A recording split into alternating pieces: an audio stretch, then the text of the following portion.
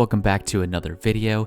To catch you up to speed, Blizzard has announced the launch date for Phase 4 Season of Discovery. Phase 4 will go live on July 11th. Following that, the world bosses will unlock July 18th, and then a week later, Molten Core and Onyxia will unlock July 25th. With this announcement to the raids and the instance world bosses, we've already received a change for the way lockouts will work. Blizzard was introducing the idea of a twice weekly lockout, and because of your feedback, some of this has already been changed to where Molten Core will not follow this lockout system. It'll follow the traditional 7-day lockout like normal. However, the world bosses and Onyxia will follow this twice weekly lockout, and here's how it works. You'll have your traditional Tuesday reset, and then it will reset again on Saturday, so you'll have Saturday, Sunday, Monday to do a second lockout of Onyxia and the world bosses. I think this is an overall good change for the game. I don't think that players really wanted to do Molten Core twice a week, or having to find that Saturday, Sunday, Monday group to do Molten Core one more time to stay relevant and stay caught up with gear, because it's never a good feeling to feel behind or having to catch up to your friends, especially when you level in this game. Sometimes you log out for a week and then your friends are 10-20 levels ahead of you and there's no way you're catching up. And so this would ultimately be the same sort of thing. It was optional, but so is getting world boss loot, and so is getting world buffs, and we see how that's completely changed the way the game is played.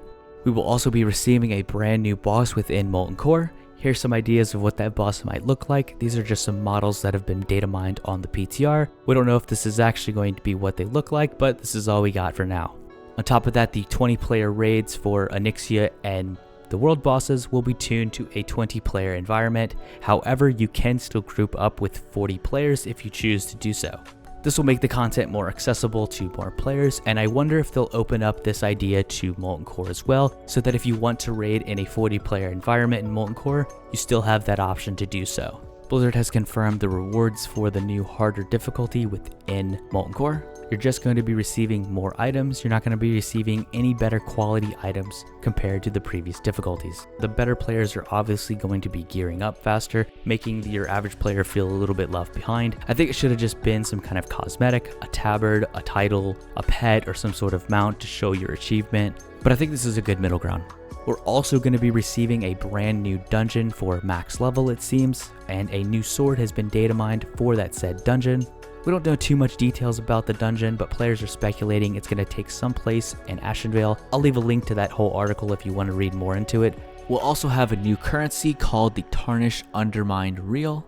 It's a new currency that's going to be earned by non-rare dungeon bosses over the level of 55 once per day to purchase a variety of materials, items, and more. So this is going to be something similar to the wild offerings we saw in Phase 3. This seems kind of similar to the badge system within TBC and Wrath of the Lich King. I'm excited to see what kind of rewards we'll get from this. Next, we have a new world buff for the Alliance. It's going to be equivalent to War Chief's Blessing, except this time you don't have to get mind controlled by a priest. I see this as an overall good quality of life change to the game. I don't think anybody enjoyed getting mind controlled by a priest just for a chance at getting War Chief's Blessing. We have a new fire theme model that's been data mined on the PTR. It looks to be some kind of feral druid engulfed in lava. It could be something to do with the new proc from the Hand of Ragnaros. It could also be a new mount that drops within Molten Core. We'll have to just wait and see what this turns out to be. We have 2 new fire resistance enchants being added to the game as well. We have a 15 fire resist enchant being added for your shoulder slot, and a 20 fire resist enchant being added to your cloak slot. The cloak enchant looks to be something from the Hydraxian Waterlords faction, and the shoulder enchant looks like something similar to the Exalted Argent Dawn faction, so it's probably something to do with that as well. If I had to guess, these items are going to be obtainable from an updated faction reward. Finally, let's talk about some of the items Blizzard has confirmed what they will do. First, we have the Beacon of Hydraxis. This will teleport you to Ashara. We talked about this in a previous video. I predicted that. I thought that was pretty funny. They didn't tell you where it's going to take you in Ashara, but I would assume it's somewhere near Duke Hydraxis to make it a lot easier to get your douses for Molten Core.